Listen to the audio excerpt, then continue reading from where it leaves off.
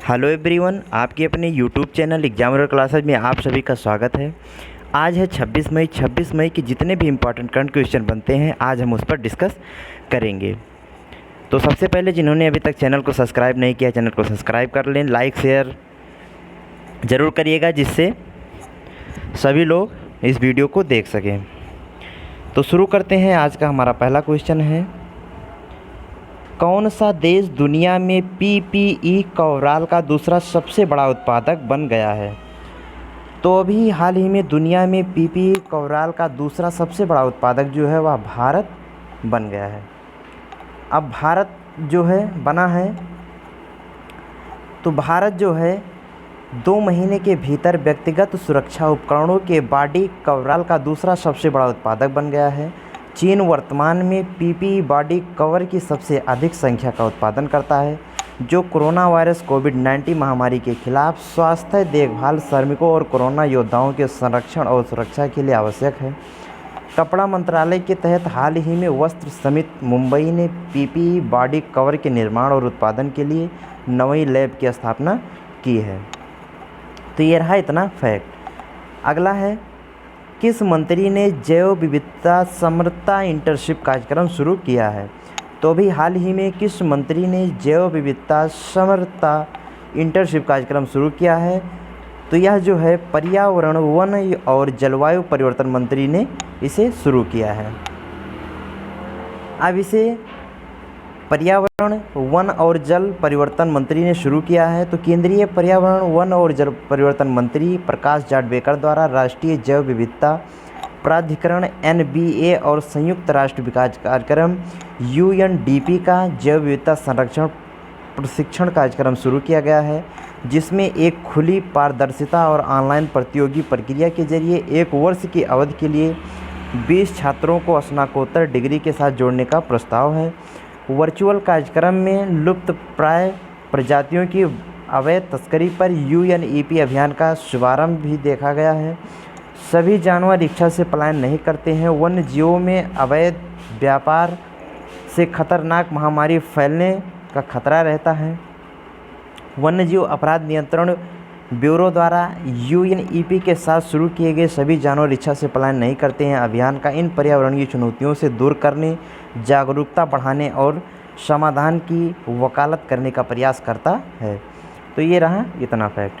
अगला है, open skies की संधि अपने हस्ताक्षरकर्ताओं को क्या करने की अनुमति देता है? तो ओपन स्काईज की संधि जो है वह अपने हस्ताक्षरकर्ताओं को कौन सी अनुमति देता है? तो यह जो है निहत्थे हवाई निगरानी की अनुमति देता है। अब यह जो अनुमति देता है, तो ओपन स्काईज संधि 24 भाग लेने वाले देश को निहत्थे हवाई निगरानी करने की अनुमति देता है। संयुक्त राष्ट्र अमेरिका ने रूस द्वारा समझौते का उल्लंघन करने पर हवाला देते हुए ओपन स्काईज संधि से बाहर होने के इरादे का संकेत दिया है, जो 24 प्रतिभागी देशों को निहत्थे हवाई निगरानी करने की अनुमति देता है। भारत ओपन स्काईज संधि का सदस्य नहीं है, जो 1 जनवरी 2002 को लागू हुआ। संधि का उद्देश्य जो है विश्वास निर्माण के उपायों और आपसी समझ और सहयोग में सुधार के लिए संधि के हस्ताक्षरकर्ताओं को सैन्य बलों की हवाई इमेजिंग के माध्यम से जानकारी एकत्र करने और उन्हें चिंता के अन्य पहलुओं की अनुमति देने में मदद करता है। संधि का उद्देश्य खुलेपन और पारदर्शिता के माध्यम से प्रभावी हथियार नियंत्रण में लाना होता है। अगला है, नवीन और नवीकरणीय ऊर्जा मंत्रालय द्वारा किस मंदिर का पूर्णतः सौरीकरण किया गया है? तो अभी हाल ही में नवीन और नवीकरणीय ऊर्जा मंत्रालय द्वारा किस मंदिर को पूर्णतः सौरीकरण किया गया, यानी कि सौर ऊर्जा से पूर्णतः लैस किया गया है? तो अभी यह जो है कोणार्क का सूर्य मंदिर जो है इसे इस नवीकरणीय ऊर्जा से नवीन किया गया है। अब यह जो है नवीन और नवीकरणीय ऊर्जा मंत्रालय ने ओडिशा में कोणार्क शहर और कोणार्क सूर्य मंदिर का सौरीकरण किया गया है। कोणार्क के ऐतिहासिक शहर को आधुनिक और ऊर्जा प्राचीन शहर और सूर्य मंदिर के बीच तालमेल का प्रतिनिधित्व करने और ऊर्जा को बढ़ावा देने के लिए सूर्य नगरी के रूप में विकसित किया जाएगा। योजना के तहत 10 मेगावाट क्षमता की ग्रिड कनेक्टेड और परियोजनाओं और सौर वृक्ष, सौर पेयजल, कियोस्क जैसे विविध सौर ऑफ ग्रिड अनुप्रयोगों, बैटरी स्टोरेज सहित ऑफ ग्रिड और सौर संयंत्रों की जो कि 100% सेंट्रल के साथ स्थापना की जाएगी। इस योजना के अंतर्गत भारत सरकार के तहत नवीन एवं नवीनकरणीय ऊर्जा मंत्रालय के माध्यम से लगभग 25 करोड़ रुपए की सहायता सहित प्रतिशत केंद्रीय वित्तीय सहायता प्रदान की जाएगी। तो इससे इतने फैक्ट हैं। अगला है अंतर्राष्ट्रीय ऑब्स्टेटिक फिस्टुला निवारण दिवस कब मनाया गया? यह वर्ड जो है थोड़ा कठिन है, तो इसे ध्यान से देखना। तो यह जो है 23 मई को मनाया गया।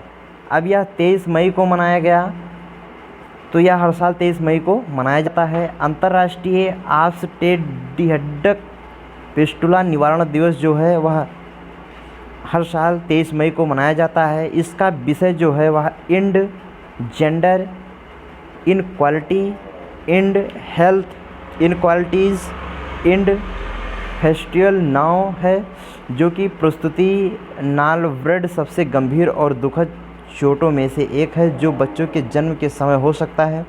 संयुक्त राष्ट्र महासभा ने प्रस्ताव ARES यानी कि 147 में 67 के मतों द्वारा पारित किया गया और यह अंतर्राष्ट्रीय दिवस का उपयोग जागरूकता बढ़ाने और प्रसूति नाल व्रण को समाप्त करने की दिशा में करवाई जाने वाली एक यह सुविधा है।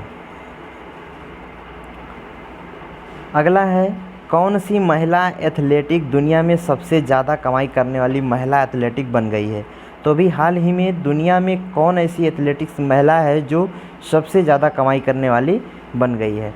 तो इसका उत्तर जो हो जाएगा वो नाओमी ओसाका जो हैं, यह दुनिया की सबसे कमाई करने वाली महिला एथलेटिक्स के रूप में बन के उभरी हैं।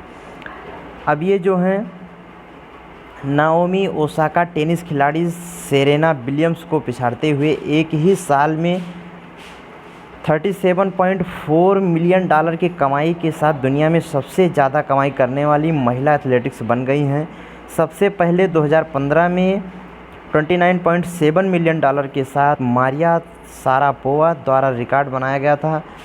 नाओमी ओसाका टेनिस के खेल में जापान का प्रतिनिधित्व करती हैं और वह विश्व टेनिस संघ द्वारा नंबर 1 के रूप में स्थान अपना सुरक्षित कर लिया है।